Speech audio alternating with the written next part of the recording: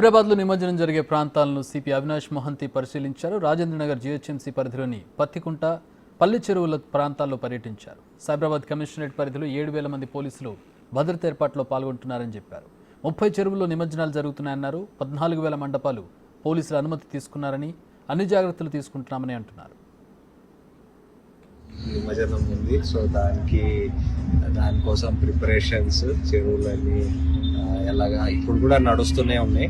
So ఎలాగ arrangements అయినాయి ఒకసారి దానికి చూడడానికి వచ్చాను. సో ప్రతి చోట మంచి యాక్టివ్గా ఆల్ డిపార్ట్మెంట్స్ పార్టిసిపేట్ చేస్తున్నాయి, మంచిగా కోఆపరేట్ చేసి కోఆర్డినేట్ చేసి ఈ నిమజ్జనం యాక్టివిటీని కొనసాగిస్తున్నారు.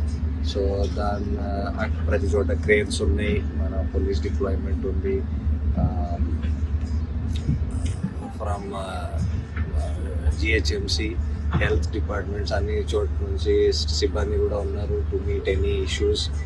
సో ఇప్పుడు వరకు అయితే there is no issue. And for tomorrow ఇంకా ఎక్కువ నెంబర్ ఆఫ్ ఐడల్స్ వస్తే మేము యాంటిసిపేట్ చేస్తున్నాం and we're ready for that. Sir ఇప్పటివరకు ఐడియల్స్ ఎన్ని ఇంకెన్ని వచ్చారు ఉన్నాయి సార్?